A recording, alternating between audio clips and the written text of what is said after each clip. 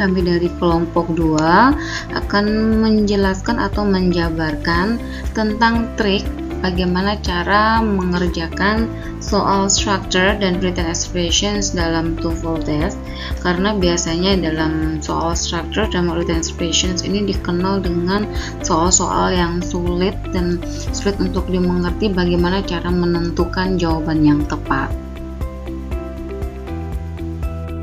Sebelum lebih lanjut kita membahas general strategies atau strategi umum dalam mengerjakan soal structure, kita harus mengetahui terlebih dahulu bahwa di dalam structure maupun written expressions itu terdiri dari jumlah soal yang berbeda. Untuk structure itu terdiri 15 soal. Jenis soalnya adalah sentence completions atau melengkapi kalimat. Multiple choice itu adalah pilihan ganda. Sedangkan untuk written expressions terdiri dari 25 pertanyaan. Jenis soalnya adalah error identification atau mengidentifikasi kata yang error atau kata yang salah dalam satu kalimat tersebut. Nah, kita akan membahas tentang general strategies atau strategi umum. Yang pertama, kita harus benar-benar memahami atau familiar dengan petunjuknya. Pada dasarnya, the directions on every TOEFL test are the same. Pada dasarnya, setiap perintah atau direction dalam tes TOEFL itu sama. Jadi tinggal di skip aja supaya waktunya itu hemat. Nah, terus kemudian kita harus benar-benar memahami setiap perintah sebelum atau satu hari sebelum kita tes. Jadi harus persiapan yang matang sebelum kita tes. Yang kedua, kita harus mengetahui bagian-bagian tes itu dalam pertanyaan nomor 1 sampai dengan 15. Mengetahui sebelumnya bahwa untuk pertanyaan nomor 1 sampai 5 itu paling mudah, sedangkan 11 dan 15 itu paling sulit. Jadi untuk nomor 11 sampai 15 jangan terlalu terpaku di situ, karena untuk sesi berikutnya atau pertanyaan berikutnya itu ada beberapa pertanyaan yang lebih mudah. Yang ketiga adalah continue with questions 16 through 14. Anticipate that question 16 through 20 will be easiest. Mengetahui terlebih dahulu bahwa pertanyaan 16 sampai dengan 20 itu akan lebih mudah. Sedangkan untuk 36 sampai dengan 40 itu paling sulit. Jadi jangan menghabiskan waktu terlalu banyak untuk menjawab 36 sampai 40. Artinya kita boleh skip dulu pertanyaan yang paling sulit dan kita bisa melanjutkan ke pertanyaan yang mudah dulu. Kalau kita mempunyai waktu yang lebih, jadi kita bisa kembali lagi ke pertanyaan yang sulit tadi. Kita harus menyediakan waktu lebih atau extra time untuk pertanyaan-pertanyaan seperti di nomor 11 sampai dengan 15. Jadi terlebih dahulu kita menjawab pertanyaan-pertanyaan yang mudah. Secara bersamaan untuk semua soal itu ada 40, jadi dalam waktu 25 menit. Artinya masing-masing pertanyaan kita menghabiskan waktu itu 1 sampai 6 menit. Jadi diharapkan ketika kita menghadapi tes TOEFL, jangan sampai membiarkan pertanyaan itu kosong. Walaupun jawaban kita salah, jawaban itu tidak akan mempengaruhi skor atau nilai kita. Jadi jawab saja sesuai dengan menurut kita itu benar. Nah, seperti itu. Kita masuk ke structure, bagian sentence completion atau melengkapi kalimat. Dalam kalimatnya, menentukan apa yang kita perlukan untuk melengkapi kalimat-kalimat itu supaya kalimatnya itu dengan benar. Jadi terus kemudian study each answer based on how to well it come to the sentences. Eliminate. Jadi kita harus mengeliminasi jawaban. Apakah jawaban itu mana yang benar, mana yang salah. Nah, seperti itu. that do not complete the sentence correctly. Jadi eliminasi jawaban yang tidak benar gitu. Yang ketiga, do not try to eliminate incorrect answer by looking only at the answer. Jangan coba-coba mengeliminasi kalimat atau kata yang salah hanya dengan melihat jawabannya. Jadi kita harus memperhatikan, baca kembali satu kalimat, kemudian kita tentukan mana yang salah. Jangan terlalu menghabiskan waktu dalam satu kata atau satu kalimat itu, dan jangan membiarkan answer-nya kosong. Setiap pertanyaan untuk soal-soal yang diterima itu polanya sama. Jadi waktu itu sangat diperlukan. Jadi harus menghemat waktu, harus bisa menggunakan waktu dengan baik. Certain expression sebagian soal error identifications atau mengidentifikasi soal yang salah. Pertama-tama skip saja directionsnya, nggak perlu dibaca. Terus kemudian langsung melihat soalnya, lihat kata-kata yang sudah digarisbawahi, kemudian tentukan dalam 4 jawaban itu atau 4 pilihan mana yang tidak benar. Jika tidak menemukan, nah mana yang error, kemudian baca kalimatnya dengan lengkap. Jadi harus memperhatikan apakah dalam kalimat itu terdiri dari subjek atau verb. Nah, karena dalam satu kalimat patternnya itu hampir sama dengan kayak bahasa Indonesia, terdiri dari subjek, predikat, objek, kalimat. Nah, bukan kalimat tapi complement atau pelengkap, seperti adverb of time, adverb of place. Nah, seperti itu. Jadi harus perhatikan dalam kalimat tersebut. Berikut adalah contoh untuk mengisi jawaban yang rumpang.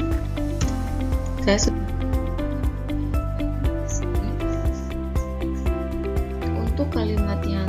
untuk kata-kata yang kosong di sini diperlukan adalah subjek dan verb. Perhatikan untuk A, C, dan D. A ini adalah for. For ini adalah preposition, sedangkan the Kentucky Derby adalah objek. Kemudian to ini adalah infinitive, D ini adalah conjunction, diawali dengan conjunction. Kemudian subject dan verb, jadi ini bukan jawabannya. A bukan jawabannya, C bukan jawabannya, B bukan jawabannya. Yang benar adalah B, karena dalam B itu terdiri dari unsur subjek dan verb. Kemudian contoh soal nomor 2. Yang diperlukan di sini adalah subjek. Nah, ini was ini adalah verb. Late to meeting ini adalah other options sebagai complete clausa. Kemudian everyone ini adalah objek. Ingat, dalam satu kalimat ini harus terdiri dari subjek, kemudian verb, objek, and then adverb.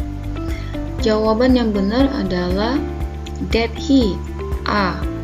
Penjelasannya, ini adalah noun clausa yang berfungsi sebagai subjek dalam satu kalimat. Jadi that he was. Nah, kemudian surprise everyone ini adalah is the predict.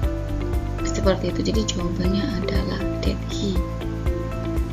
He bukan yang tepat, what he bukan yang tepat, kemudian his bukan yang tepat.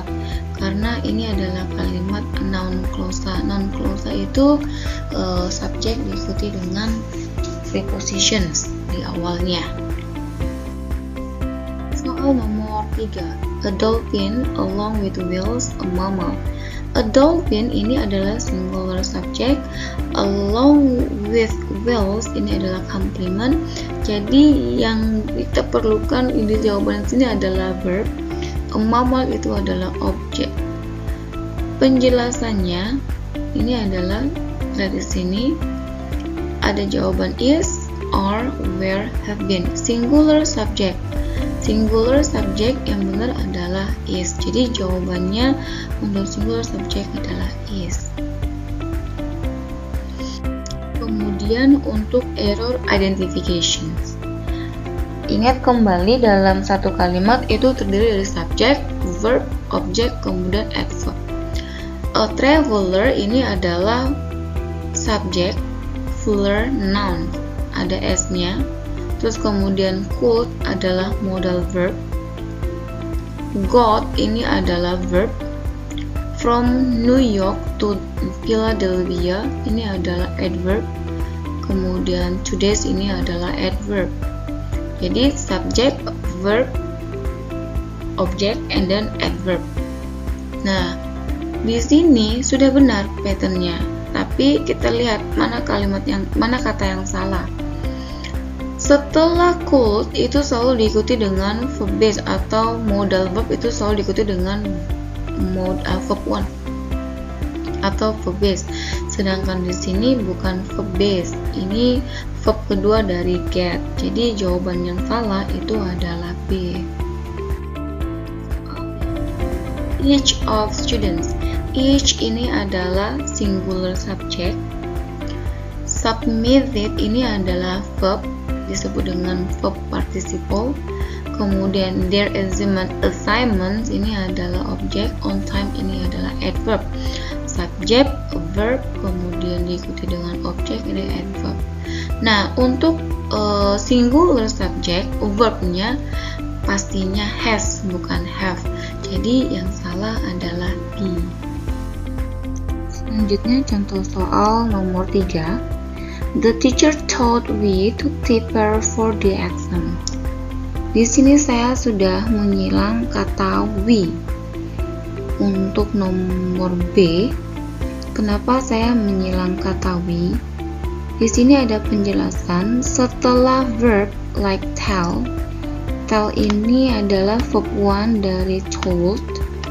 The object should be in object form. Object ini adalah object. We itu adalah objek, posisinya adalah form. Nah, kalau we diposisikan atau diletakkan sebagai objek, dia bukan we, tapi jawabannya adalah us. Makanya saya menyilang B di sini, ini adalah jawaban yang salah. To prepare for the exams ini jawaban yang benar. Ini adalah subjek. Terus kemudian told ini adalah subjek, kemudian told adalah verb, kemudian ini adalah objek. Ini adalah objek. Nah, kemudian ini adalah pelengkapnya, complement. Nah, seperti itu. Sekian penjelasan dari kami mengenai trik mengerjakan structure dan written expressions in tuple test. Semoga apa yang kami jelaskan teman-teman dapat mengerti. Nah, di akhir penjelasan kami menyediakan beberapa soal latihan. Silakan mencoba, semoga teman-teman bisa mengerjakan structure dengan baik.